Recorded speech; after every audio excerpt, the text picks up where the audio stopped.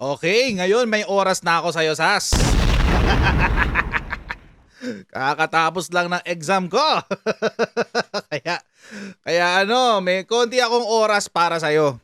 At ide-dedicate ko tong konting oras na to para mag-react doon sa video na ginawa mo tungkol sa akin. Actually, I was planning not to. Dapat di ko talaga siya gagawin. Kaso, ang kukulit ng fanay mo. Ang kukulit ng mga fanays mo eh, di ba? So, okay lang naman yun. Pagbibigyan ko sila. This is not for you. I'm doing this for them. Because you said a lot of BS. Marami ka sinabing BS doon sa video mo na yun. Actually, ang haba ng video mo, it's 35 minutes. Pero out of the 35 minutes, 6 minutes lang ang substantial. 6 minutes lang ang may laman. Sas! Oh my God, you're such a joke. You're a joke box. Wow, joke box ka. Minsan jerbox din. Minsan jerbox. Minsan jerbox, minsan joke box. Anyway, Sas. Ayun, okay. Kasi mga kutsero, ako naman, usually naman di ako pikon. Di ako pikon talaga for the most part. Pero mahilig ako sa ganito. Gusto ko nagre-react, gusto ko ganyan. Medyo din tayo, di ba guys? But anyway, so, I watched yung 35 minutes. And then, sabi ko sa assistant ko, papakikat naman yung mga substantial parts. Para, yun na lang tutukan natin. Kasi yun lang naman yung kailangan pag-usapan. So, out of the 35 minutes, 6 minutes lang doon ang substantial. So, yun lang yung mga hindi sarcastic, yung hindi nang Alaska, hindi nang So, it's really somewhat a waste of time. Somewhat a waste of time. And mga kutsero, alam nyo mga kutsero, ako naman, ginamit pa nga niya yung yung video ko, yung lumang video, nung in-interview ko siya. Oo, yung nung in-interview ko yung si Sas dati. Alam nyo mga kutsero, matagal na panahon na yun. Matagal na yun. Magkasundo pa kami nun. Kung alam ko lang ganito pala ugali nitong Sas na to, di sana hindi ko sila pinag-i-interview. Di sana hindi ko in-interview to. Wala palang to. Wala pala tong, wala na pala talaga siya nun.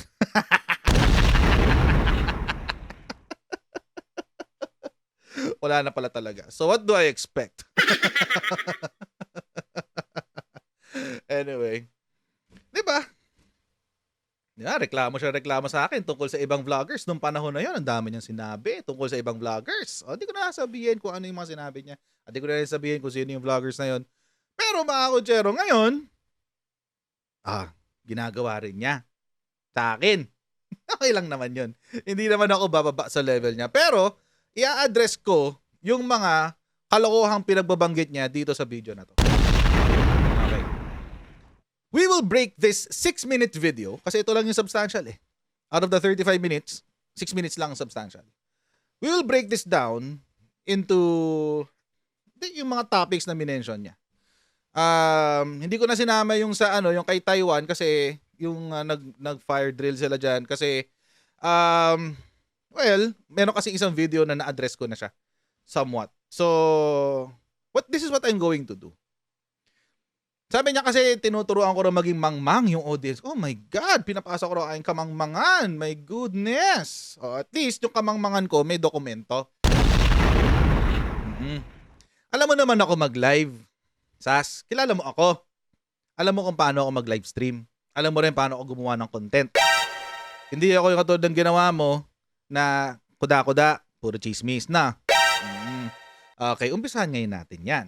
Game. Ito yung video na yun. Sabi ko nga sa inyo mga kutsero, 6 minutes lang ang substantial dito sa video na to. Itong 6 minutes na to, pwede pambawasan ng 1 minute kasi yung tag 1 minute na yun. Alaska lang din. Pero okay lang. Ilagay na yan natin dyan para for posterity. Okay. Umpisa natin itong napakaikling substantial o makabuluhang video ni Sas. Ay, magkabubuan.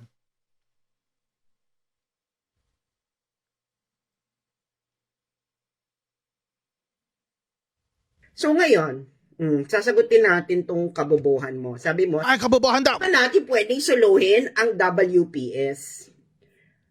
Unang-una, Coach Jared, dapat alam mo ang ibig sabihin ng WPS. Ay, wait. Bago natin tuloy yan. Alam nyo, mga Kojero, ito yung pangit sa ugali ni Sas. Pag siya, okay lang maging sarcastic. Okay lang siya mang-asar. Okay lang siya mang-Alaska. Yan si Sas. Pero, kapag binalikan mo siya ng Alaska, biglang seseryosohin niya. Biglang magpapabiktima siya. 'Di ba? Biglang nangyari na 'to yung issue tungkol sa bowling. Pag baliktad yung sitwasyon, pag naiipit na siya, biglang magiging seryoso. Ganon. Alam nyo, mga Kojero, yung solo-solohin na yan, alam nyo kung saan ko nakakuha yan? Eto kasi yan, papakita ko sa inyo. Una kong nakita yan kay Jay Sonsa. Ayan, Gusto mo bang mapalitan iyong huling bahagi ng pambansang awit ng ganito, ang mamatay ng dahil sa Ayungin Shoal? Sa kanya ko yung una nakita. Ayan, 2 days ago. Kay Jay Sonsa. Ayan, 2 days ago.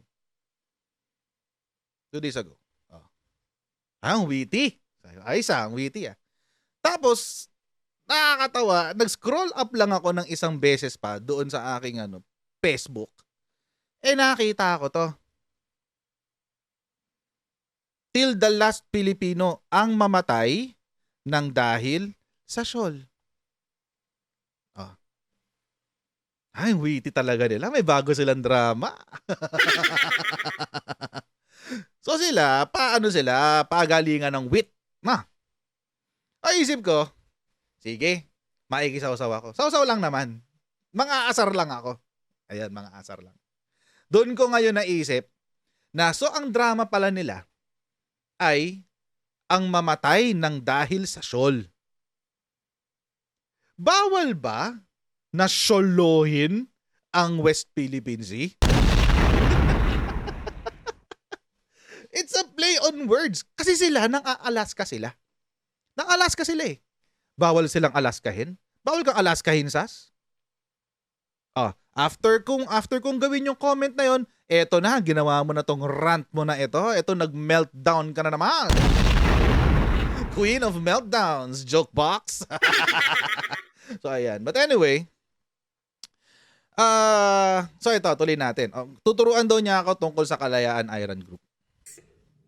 Baka kasi hindi mo rin alam. Ay, di ko rin alam. Baka karamihan, kasama ka sa mga maraming Pilipino na hindi alam kung anong WPS, tapos ikaw, marami daw tayong hindi nakakaalam, laganap mo pa rin yung kamangmangan mo sa ibang tao. Mangmang ako, oh my God. WPS. Okay? Ang WPS ay nagsimula lang ito noong 2012. Okay? Through Administrative Order number 29, Series of 2012 ni Pinoy. Okay? Yan. Naming the West Philippines, the Republic. Ay, tanga-tanga mo sa Philippines and for other purposes. So, saan daw yung WPS? So, nandito naman yan, no?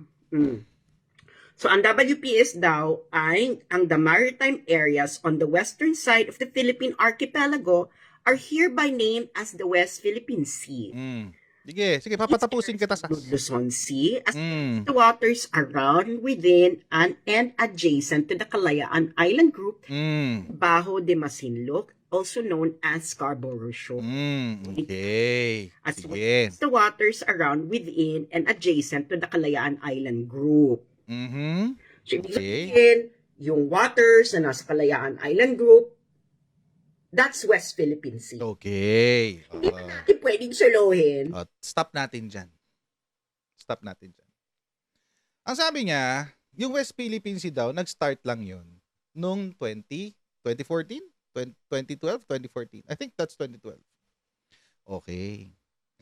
Pero you failed to recognize, hindi mo nga pinansin Nag-skip ka pa. Nilampasan mo. Minention mo pa ilang beses yung Kalayaan Island Group. Nako, Sas. Ay, nako. Kaya ka nabibiso sa propaganda mo. Babalikan natin yung pinakita mo, ha? Yung admin order na yan. Sige. Babalikan natin yan. Kasi nilampasan mo Sana yun. Likod kasi ng kamay mo. Yun. Ito. Itong parte na to ng video. Mga Kojero, nakikita nyo ba to? Whereas, Presidential Decree number 1599 in 1978 established the, ano yung in-establish? Kalayaan Island Group. So, ang sinasabi mo, kasi ang dating kasi nitong parte na to ng video mo, Sas, ang gusto mong palabasin, yung idea of the West Philippine Sea has only been in existence since 2012. Nung pinirmahan to ni Panot, ni Noynoy Aquino. Di ba? Parang ganoon eh. Di ba? Sabi mo kasi, mangmang kami. Mga hindi nakakaalam na ito. Sana kinuwento mo ng buo na yung konsepto or yung ideya ng teritoryo, I'll dare call it territory, or our sovereignty, yung soberenya natin, di pala natin, Chinese ka pala. Nasa China, ano pala, ang puso mo yung nasa China, from China with love. Ay, nako. Anyway, yung ating soberenya, aming soberenya, ang soberenya ng Pilipinas, diyan sa Kalayaan Island Group, ay nag-umpisa noong 1978. Actually, kung tutuusin, Sas, mas maaga pa nga eh. Tingnan mo to. Ikaw yung international relations expert, di ba? Tsaka ikaw yung nag-aral na neto. Siguro naman, alam mo na to. Yung claim ng Kalayaan Island Group ay matapos ng i-renounce ng Japan. Yung mga grupo ng isla na yan, nung Treaty of San Francisco. 1951. Tapos, syempre, kilala mo na si Tomas Cloma. Si Tomas Cloma, in-announce niya, or he declared ownership over 33 maritime features in the Spratly Islands in 1956. At walang nag-claim. 1956, walang nagke-claim. Tapos, 1978, ayun na, nilabas na yung presidential decree that listed 3 bases for the Philippines' legitimate rights to the territory: contiguity with the Philippine archipelago, historical title, and the lapsing of other claims. Tapos, nagkaroon tayo kasi ng baselines law noong 2009. At para makasunod tayo sa UNCLOS, na kung saan pumirma tayo, kami pala, pumirma ang Pilipinas, ayan, kailangan nating i-renounce, quote-unquote, or hindi, di pala i-renounce, na-extinguish yung claim natin dyan. Namin. Ano ba yan? Di ka pala Pilipino, lagi kita nadadami, nasanay lang ako. Na-relinquish, or na-relinquish, or nag-extinguish yung claim ng Pilipinas dyan. Pero, dahil sa UNCLOS, binigyan tayo ng sovereign rights sa Kalayaan Island Group. So, Sas, alam mo, hindi ako expert, quote-unquote. Hindi ako expert tulad mo. Hindi ako expert. But, hindi rin ako sinungaling. Hindi ako sinungaling, Sas. Kung ano ang pinapakita ko dito sa live stream ko, kung ano pinapakita ko sa mga videos ko, those are facts. Ba't hindi mo kinuwento to sa video mo dito? Hindi mo kinuwento no? Bakit? Masisira yung drama mo na 2014 lang yan. Regardless, anong ina-argue mo? Pangalan? Nomenclature? Yan ang ina-argue mo? Kung anong tawag dyan? Matagal na nga tayo nagle-lay claim dyan even before 1978. Pero let's make it 1978 kasi yun ang official. Nung naglabas ng presidential decree, ang Pangulong Marcos, senior.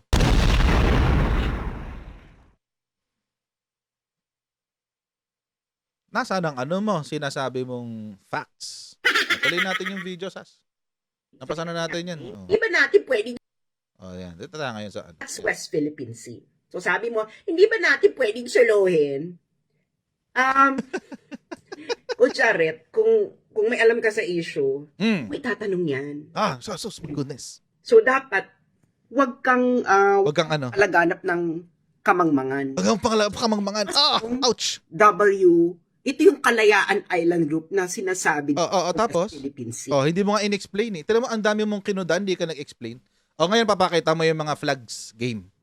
So this map, mga friends, ito ay kinunan ko nung in-interview ko si National Security Advisor Esperon nung June 2022. So sa office niya itong map na to. So that is the Kalayaan Island Group. Sige. Nakikita niyo yan, no? Yung mga mapa na yan, yung mga flags na yan ang occupants ng West Philippine Sea. Okay. Pag 1 star, that's Vietnam. Alright. So Vietnam, Philippines, Mhm. Philippines, this is China, Vietnam. So yung 1 star is Vietnam, Okay. several stars is China. Yan, China yan. Mm. Tapos ayun yung Taiwan. Yung mahal na mahal mong bansa, Yung China. siya. Meron pa yan sa baba, yung Malaysia. Mm. Yung ibang occupied ng Malaysia is wala sa Kalayaan Island Group pero nasa EEZ natin. Okay. So, in total, okay, dahil hindi naman kayo ini-educate ni Coach Garrett na nagmamarunong, mas maganda na rin na ma-inform kayo. Hindi ko na mahusay. Total, okay, in total, ang Vietnam ay may 20, Philippines 9, China 8, Taiwan 1, Malaysia 4. Okay? Sa Grado ka dyan, Sas. Grado ka dyan. Final answer. Sige, wait. Island group lang yan. Pero sa EEZ, syempre mas marami pa yung sa Malaysia. Okay? Final answer na yata yon. Mukhang final answer na. Okay. So mukhang final answer na yung sinabi niya. Tinan nyo tong sinungaling talaga to na Sas. 21 lang daw, di ba? Puntahan natin to. Etong website na to, mga kotsero, ito yung Asia Maritime Transparency Initiative. Binabantayan yan ang West Philippine Sea. Alright. Tapos, kinukwento rin dito yung mga claimants. Okay? Ay, saan na yun? Wait. Ayan, itong Island Tracker. Yan. Kinukwento rin dito yung mga claimants. Ayan, ayan. Yan yung mga claimants. 5 yan, mga kotsero. Merong China, Malaysia, Philippines, Taiwan, and Vietnam. Sinabi niya kay Vietnam daw, 21 lang. Okay, sige, tingnan natin. Hindi ka kasi nagkukwento ng detalyado eh. Vietnam occupies between 49 and 51 outposts. Ang dami. Mas marami pa pala yan sa sinabi ni Sas. Kasi ang sinabi lang ni Sas, ito. These include facilities built on 21 rocks and reefs in the Spratly Islands. Spratly Islands. 14 isolated platforms, okay? Known as economic, scientific, and technological service stations. Okay? 6 underwater banks. Ayan, nakasulat naman lahat. Puntahan nyo lang yung website. Ayan lang naman yan. Puntahan nyo. Asia Maritime Transparency Initiative. Makikita nyo lahat dyan. Andyan lahat yan. Tama pa rin pala si Sas kasi mas marami pa pala sa 21. 21 rocks and reefs. Okay, pero tingnan natin. Kasi mga kotsero, rocks and reefs lang naman pala. Bakit? Kasi, kung titignan nyo yung sa China, puntahan natin yung kay China. 21 rocks and reefs, no? Okay. Kay China, tingnan nyo naman to. 20 outposts in the Paracel Islands and 7 in the Spratlys. Ang dami. Mas maraming sa Vietnam, di ba? Pero alam nyo ba na ang land area na na-reclaim ng Vietnam is even lesser than that of China's? Hindi nyo alam. Hindi nyo alam. Kasi si Sas hindi sinasabi sa inyo. Sabihin na natin mas maraming ang outpost ang Vietnam. But they're a lesser threat to the Philippines than that of China. Bakit? Tingnan nyo. Ito, balita na to sa sa ibang bansa. Di talaga ako kumuha na sa Pilipinas. Konti lang. Vietnam has created 520 acres or 210 hectares of new land in the Spratlys in the last 10 years. While China built 3,200 acres or 1,295 hectares. Anong ibig sabihin nito? Nasabi ko na to sa isang sa isang vlog ko na isang araw. Ulitin ko na lang to ngayon. Kasi for your information, not even for SAS. Alam na ni SAS to. Pero hindi lang sinasabi sa inyo. Kasi gusto niya kayong mabulag sa kung anong totoong nangyayari dyan sa West Philippine Sea. Kumpara mo naman ang 210 hectares sa 1,295 hectares. Ano ang pwedeng mong ilagay sa 1,295 hectares? Airstrips, a full military base, anti-air missiles, possibly nuclear warheads. We don't know. Di naman natin alam kung naglagay sila ng nukes dun eh. So SAS, ang sinasabi mo sa amin, mas malala pang ang threat ang Vietnam kasi mas marami sila. Pero mas malaki ang land area ni China. Niloloko mo ba talaga kaming lahat dito sa Pilipinas? Sa sobrang pagmamahal mo sa China? Nagloloka na lang tayo dito eh. And another thing, SAS. Sabihin na natin, si Vietnam ay maraming outpost. Sabihin na natin. Sabihin na natin yan para happy ka. Gusto ko happy ka. Meron siyang 49 out of 51 outposts. Tingnan mo naman yung outpost nila. Nasaan na yun? Ano yan? Helicopter pad? Helipad? Isla. Hindi ko alam kung nag-update na to. Ito ba? May airstrip ba dito? Wala. Helipad lang. Ito nga, nasa bato lang eh.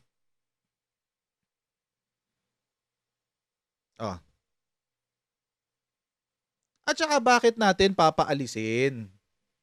Bakit natin papaalisin ang mga kaibigan natin? Actually, gumawa na ako ng video dyan. Ang gagawin ko na lang, kasi na-live ko na to ng isang beses eh. So para hindi na ako magpapaulit-ulit pa, ipapakita ko na lang, ipapalabas ko na lang ulit. Ito yon. Okay? Panoorin natin to mga kotser. Para hindi pa ulit-ulit. Yung mga tao na hindi naman tayo ginagalaw. In fact, tayo pa ngayon ng away sa kanila at one point. A very recent article. Vietnamese yan. Phang Xuan Dung. Philippine-Vietnam Partnership tungkol sa South China Sea. Di ko alam kung IR expert siya ng Vietnam. Pero mukhang may alam siya. On August 13, Philippine President Ferdinand Marcos Jr. told Huang Huy Chung, Vietnam's outgoing ambassador to Manila, that the Philippines had begun talks with Vietnam on a maritime agreement which would make it easier for the two ASEAN states to face common challenges in the South China Sea. Marcos stressed that such a pact would bring an element of stability to the problems we are now seeing in the South China Sea. Buti pa si Presidente, no? Driven by shared concerns over China's gray zone tactics, at the 10th meeting of the Philippine-Vietnam Joint Permanent Working Group on Maritime and Ocean Concerns in May, the two sides expressed serious concern over unilateral activities that undermine peace and stability in the region, a subtle reproach of China's conduct. Even sa with Vietnam and the Philippines, China pa rin ang problema. However, troubled waters lie ahead of the burgeoning de facto partnership between the Philippines and Vietnam. In the Philippines, nationalist and Beijing-friendly voices have increasingly depicted Vietnam's reclamation and militarization efforts as a serious threat to the country. Pinag-aaway daw ang Vietnam at ang Pilipinas. Sino ang nagpapaaway? China or China-sponsored groups are likely behind this attempt to undermine Vietnam and Philippine growing strategic partnership on the South China Sea, influencing international public opinion is part of China's official three warfares, seeking to influence public opinion as well as psychological and legal warfare against the other South China Sea claimants. Sino daw ang nagpapagulo? Sa sistema ng China at sa sistema ng Pilipinas at Vietnam? China or China-sponsored groups? Sinabi ko na sa inyo to nung nakaraan, di ba? Hindi ko alam kung naaalala nyo pa, pero sinabi ko na po sa inyo to nung nakaraan. Malaysia. Malaysia. Malaysia and Philippines to use new approach in dealing with territorial disputes. Di ba? At least ang Malaysia, may good faith. Yun yung keyword dyan, mga kutsero. Good faith. The Malaysian leader said that they also discussed the defense and security ties between the two countries, noting that collaboration is important, especially given their common borders. I must express again my profound thanks and gratitude that this has been a century-long contentious issue that affects the region, in particular Malaysia too. And under your leadership, President Bongbong Marcos, you have seen great strides in this direction. And I think it is only our duty as a good neighbor to support and facilitate the process, and things need to be done at the bilateral level to support this endeavor. It has to succeed in the interest of the Philippines and Malaysia and the region, and then utilize this enormous potential to the benefit of our people. So, kailangan ba natin paalisin ng Malaysia? SAS? Hindi naman, kasi may good faith eh. Notes from Central Taiwan reconsidering Taiwan's place in the South China Sea. Taipei Times ito. Ayan, diary ito ng Taiwan. Taiwan. The recent announcement that the US will gain access to 4 more bases in the Philippines is good for Taiwan security and should cause Taipei to rethink its claims to the South China Sea, which brings nothing but headaches. This is an opinion piece. Di ba yun nasasabi nila, bakit tayo makikisali sa gulo ng Taiwan? Ganyan. Una, hindi naman tayo makikisali. Hindi naman sabi siya makisali tayo dyan. Pero, even if we don't include ourselves, kahit hindi tayo makisali dyan, hindi maiiwasan na maging biktima tayo ng gulo dyan. Napakalapit naman kasi ng Taiwan sa Luzon. Luzon mismo. At hindi rin ako magtataka kung one of these days, pati ang Palawan, pasukin ng China. Kasi mas madali naman pasukin ng Malaysia. From there, mas may control ka sa ilalim. It's long past time Taipei thought about handing Itu Aba over to Manila and giving up its useless claims to the South China Sea, which bring nothing but headaches to the nation's military planners and nothing but friction to its relationship with desperately needed neighboring states. Yun ang sinasabi ni Kuya dito sa Taipei Times. Yan. SAS. Maski nga sila, nag-iisip sila na hindi na lang habulin yan eh. Di Taiwan? SAS, may bubulong ako sa'yo, SAS. May bubulong ako sa'yo. Wag kang fake news. Wag kang fake news, SAS. Wag kang warmonger.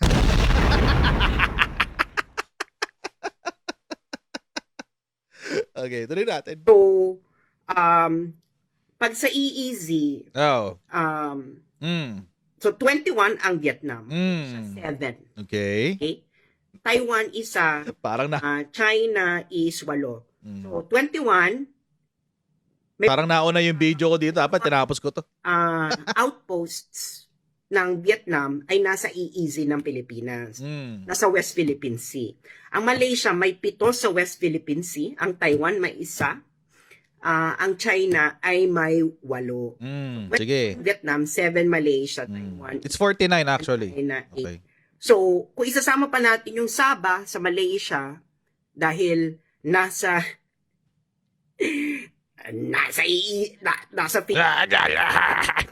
So, wala yung Malaysia.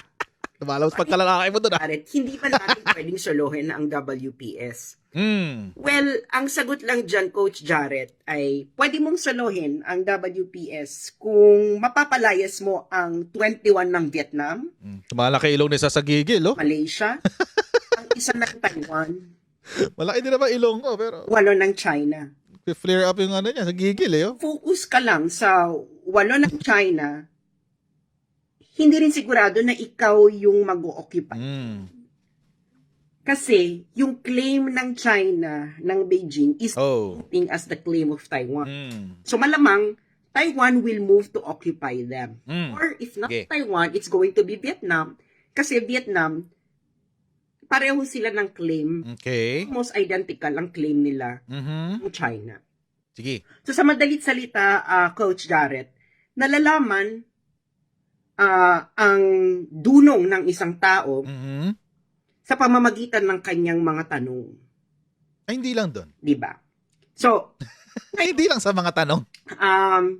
Yun, kaya nga may diploma, eh. Salita, Coach Jared, kung tatanungin mo na pwede bang hindi ba pwede suluhin ng Pilipinas ang WPS? Pwede kung kaya mong girahin ang Vietnam, Malaysia, Taiwan at China ng sabay-sabay. Pwede mo naman one after the other, di ba? Kung buhay ka pa after mong magera ang China, pwede mo namang isunod yung Taiwan or Malaysia or Vietnam. Okay. Ganun lang naman yon. So, pwede, Coach Jared, pwede mong masoli yung West Philippine Sea kung palalayasin mo lahat yan. Ayun. Yan lang yung substantial part ng 35-minute video niya. 6 minutes. 6 minutes and 12 seconds. Okay, ilang naman yung pwedeng sagutin dyan kasi iba doon mga sarcastic comments na, ngayon sagutin natin yung tanong. Ay, yung sinagot ni Sas. Quote unquote, sinagot na. Kasi hindi naman ako nagtanong. Ulitin ko mga kotsero, ha? Ulitin ko. Sila ang unang nagsabi niyan. Sa kanila nang galing yan. Sabi ko nga sa inyo, ang kwento ko sa inyo, na una kong nabasa yan kay Jason Sa. Ay ano?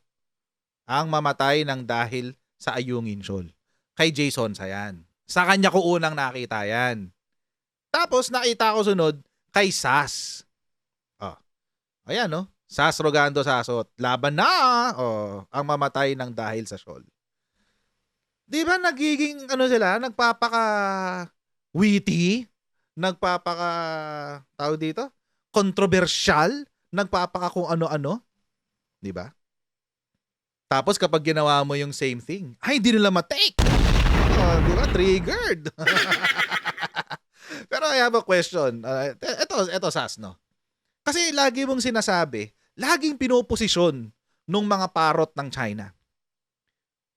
Kayo, lagi nyo sinasabi, para maano natin yan, hindi talaga natin ma-occupy yan kasi merong ibang claimants, etc., etc., etc. Sige, walang problema. May claimants.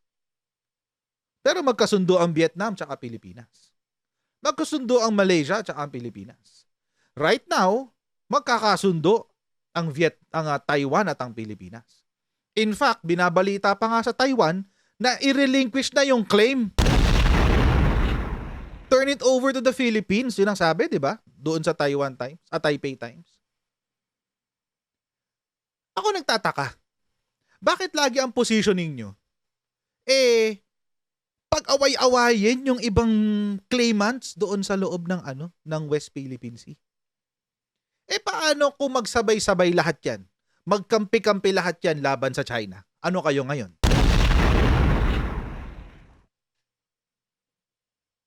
Paano na si Motherland? Sas! Paano na si Motherland? Kung magkampi-kampi lahat yan, kasi yun yung sinabi ng Vietnamese na writer Yun yung sinabi niya China is driving a wedge.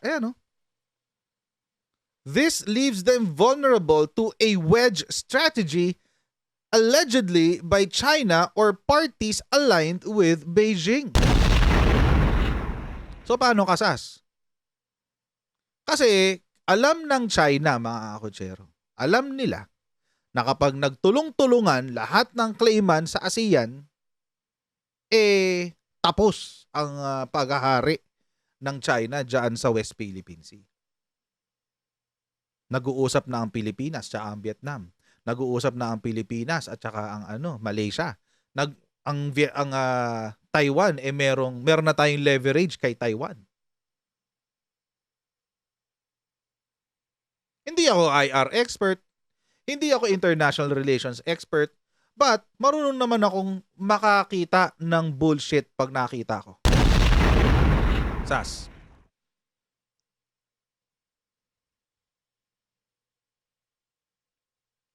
And what you were saying here, it's utter bullshit. And I don't cuss much in my lives, sa mga live streams, sa mga videos, I don't cuss much. But I have to call it as it is. Yung mga pinagsasabi mo dito, bubulong ka pa. May bubulong ako sa iyo, Coach Yaret. May bubulong ako sa iyo. Nag-live fire drills ang Taiwan. Wala siya? OA? Grabe siya. Alam niyo mga Kojero, nakakatawa lang dito kay Sas. Kasi nung binatikos ko yung kalokohan nila tungkol sa concurrent resolution number 10. Bakit ko binatikos? Kasi madilig sila ng strategy. Mambabatikos lang sila yung maling dokumento pa. Pwede naman yung annual audit report, yung annual financial report. Pwede dun eh. Kasi doon pa lang, makikita mo na sobrang laki ng ginagastos ng House of Representatives para sa extraordinary funds nila. Tapos pinagpupumilit nila yung concurrent resolution number 10. Pag sablay nga. Sige, okay lang. Yan na natin yun. Binira ako ng mga fans si Sas. Pero, hindi siya. Hindi si Sas. Nagano lang siya, nag-post lang siya. Comment. Wala na, move on. Pero, this time, ay may pa-video ang lola mo. Nung tinamaan na si Mother China. Oh, may pa-video na ang lola mo. Ayan nanglilisik pa ang ilong. Mas malaki ilong ko sa kanya, pero mas lisik na lisik.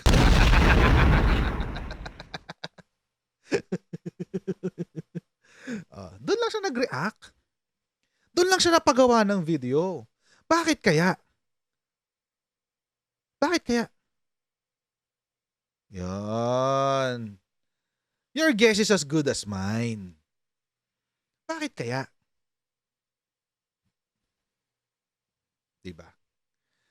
Bibigyan ko pa to ng kasi naalala ko may minention si Sas tungkol. Dinaanan lang kasi niya kasi sarcastic lang kaya di ko na sinama dito.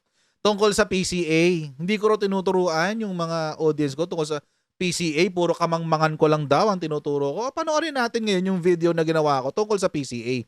Noong April 2023. Matagal na to. Wala pang issue to, mga Kocher. Panoorin natin. Premeditated and provocative action. Tayo pa raw ang nanggulo. Sabi. The Chinese Coast Guard vessel safeguarded China's territorial sovereignty and maritime order in accordance with the law. Which law are you talking about? Which law are you talking about? The law of the Chinese Communist Party, the law of the Philippines, or UNCLOS? Kasi mga Kochero, kapag usapang UNCLOS to, ay wala, talo kayo agad. Talo agad ang Chinese Communist Party dito. Bakit? Balikan natin yung ruling ng PCA. Permanent Court of Arbitration. Naalala nyo to? Baka naman nakakalimutan nyo na to. Huwag nyo kakalimutan to. Napakahalagang dokumento nito. The tribunal's decision on the merits of the Philippines claim. The 9-dash line and China's claim to historic rights in the maritime areas of the South China Sea. Specifically yung sa atin. Okay. Kasi ang pinaglalaban ng China, meron kaming historic rights dyan. Amin yan. Historically.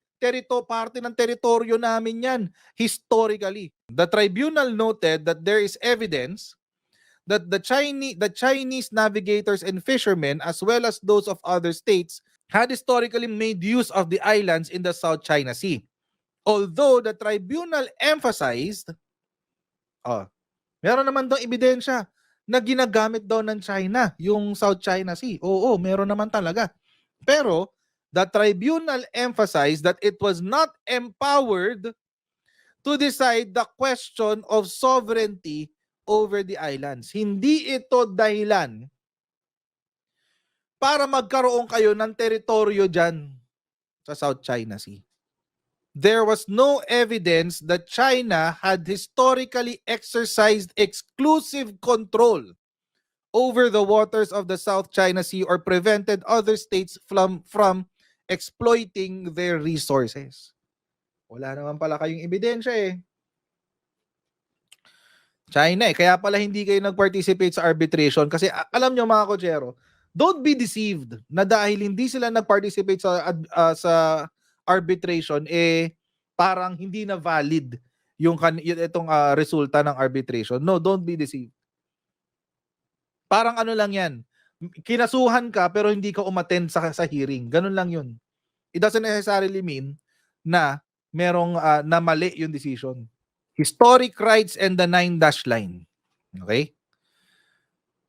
The tribunal concluded that to the extent China had historic rights to resources in the waters of the South China Sea, such rights were extinguished. Ibig sabihin, wala na.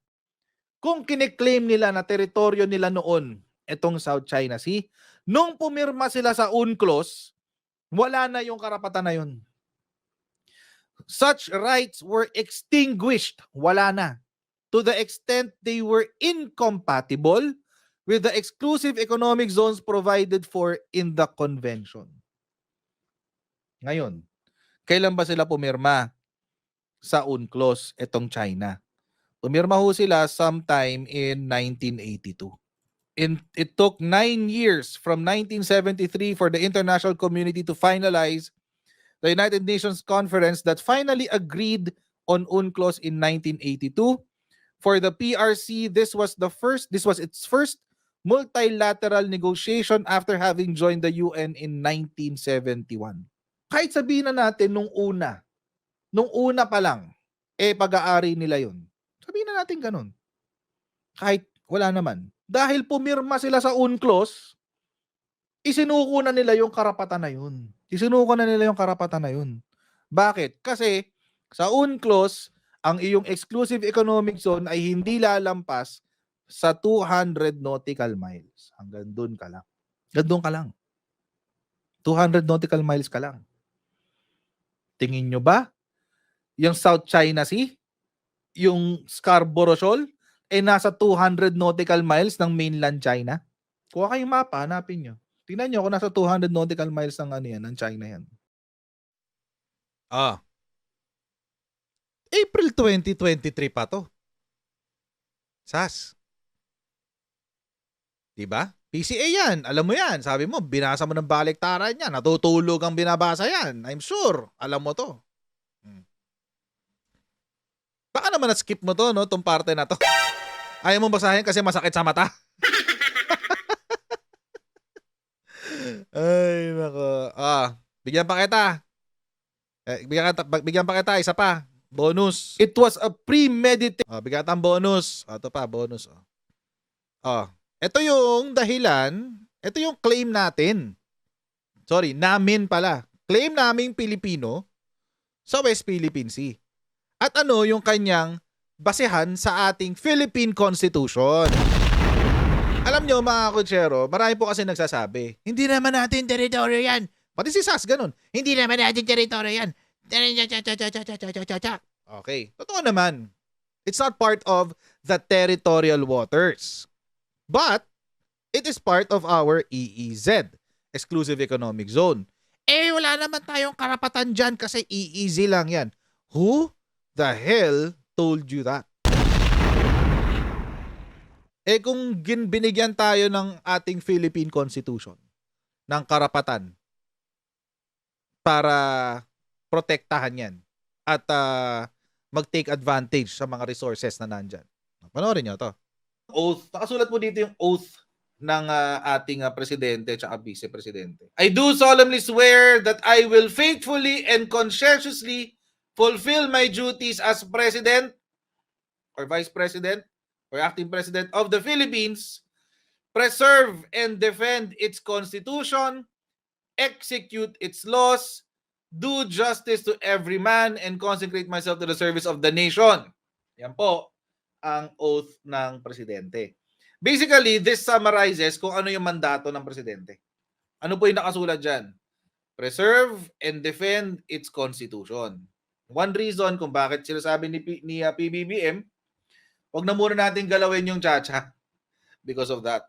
Okay, but anyway, ito pa, included in the preservation and defending of the constitution ay ang ating exclusive economic zone. Section 17. The president shall have control of all the executive departments, bureaus, and offices. He shall ensure that the laws be faithfully executed. Ibig sabihin, bilang Pangulo, siya ang may hawak sa lahat ng mga ahensya, departamento at opisina sa ilalim ng executive department. Kasama rin dito ang pagsiguro na ang mga batas ay naipapatupad. Pag sinabi po nating batas, kasama po dyan ang ating saligang batas. Ngayon, ano ho ba ang sinasabi ng saligang batas tungkol sa ating exclusive economic zone? Again, babalikan natin, paulit-ulit ko na sinasabi ito, Article 12, Section 2. Pero Article 12, Section 2, nakasulat dito, ulitin ko na naman. The state shall protect the nation's marine wealth in its archipelagic waters, territorial sea, and exclusive economic zone, and reserve its use and enjoyment exclusively to Filipino citizens. Marami ho ngayon nagsasabi, kaya lang pala ayaw ni Presidente, kaya lang pala pinaglalaban ni Presidente yan kasi may impeach siya. Meron pa ako narinig na comment kanina. Paano siya may impeach? Pinsan niya yung House Speaker. That comment is irrelevant because ang punto dito is not even the impeachment. The point here is PBBM has the presidential mandate to faithfully execute all of the Philippine laws. And one of them is that to protect our exclusive economic zone and reserve it for the enjoyment and use of Filipino citizens. Para sa akin it's funny. Nakakatawa po para sa akin na meron pong nag-a-advocate na parang wag natin gawin to. Wag natin ipaglaban yung exclusive economic zone. Dapat hindi ginagawa ni PBBM yan. Ibig sabihin, ayaw niyong gawin ni PBBM yung trabaho niya. Tama ba? Meron pa akong narinig kanina, mag-a-class na raw sa EDSA. O di, bahala kayo, mag-a-class kayo sa EDSA. We cannot be neutral for very obvious reasons. Alam nyo, regardless of whether the US bases are here or not, if China decides to invade Taiwan, damay tayo doon, regardless. Akala nyo ba yun? Akala nyo ba? Absuelto tayo doon? Wala ho ditong issue na proxy war, ginagamit tayo ng Amerika, ginagamit tayo ng ganyan, etc. etc. Bago mo i-connect yun, kailangan mo munang magpaikot ng sobra-sobra.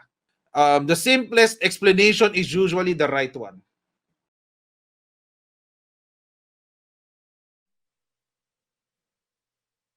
Siguro naman, factual naman siguro to, di ba? Sas. Actually, pwede pa nga ako mag-discuss nitong UNCLOS pero hindi ko na gagawin muna ngayon. Sa ibang araw na lang. Pero kaya kong rin i-discuss to. O baka may magsabi dyan, sabihin, Constitution ng Pilipinas yan. Wala namang wala namang bearing yan sa batas ng China. Hindi naman international law yan. Correct. This is a municipal law. Tama ka dyan kung sino ka man magsasabi niyan. Bakit si China may Coast Guard law? At ang Coast Guard law na yan ay minamandato ang kanilang Coast Guard na gawin lahat ng pwede nilang gawin para protektahan daw ang territorial waters ng China. Kaya nga may ganyang kalokohan ngayon ng Chinese Coast Guard sa West Philippine Sea. They're legally mandated to do it. Legalized violence? Legalized tawag dito? Legalized conquest. Anyway. So sila pwede nilang gawin. Pwede nilang i-implement sa Pilipinas yung municipal law nila. Kasi jurisdiction lang naman nila dapat yan eh. Hindi tayo dapat kasama dyan eh. Pero ginagawa din nila sa West Philippine Sea. Ganon. Pwede. Lumalabas lang talaga yung kung gaano kamangmang yung pinapainggan nyo. Tingnan nyo, tinaguan na nga kayo ng impormasyon, pinapaniwalaan nyo pa. Ganun yun. Tinaguan na kayo ng impormasyon, sige lang. Bahala kayo, choice nyo yan. Diba? Buhay nyo naman yan eh. Pero ako, paninindigan ako dito. Diba, ginamit ni Sas yung luma kong video, sabi niya, ikaw na nagsabi, diba? I blow your mind, ganyan. Diyos ko naman, ang tagal na nun. Paano kung grade 1 ako at sinabi mo sa akin na may Santa Claus, tapos mind blown ako? Diba? Tapos pagtanda ko, nakaranas na ako ng mas maraming bagay at mas marami pa akong natutunan. Sasabihin mo sa akin, may Santa Claus? Mind blown pa ba ako doon? Siyempre sabihin ko sa'yo, sinungaling ka. So, nung una kitang ini-interview, Sas, number 1, magkasundo pa tayo noon. Kasundo pa tayo. Hindi tayo magkaibigan, pero magkasundo tayo. Hindi kita kinwiz? Bakit? Magkasundo tayo eh. May respeto ako sa'yo noon eh. Kahit nga nung binabatikos mo ako, may respeto pa rin ako sa'yo kahit konti. Pero ngayon wala na. Extinguished na rin. Parang rights ng China.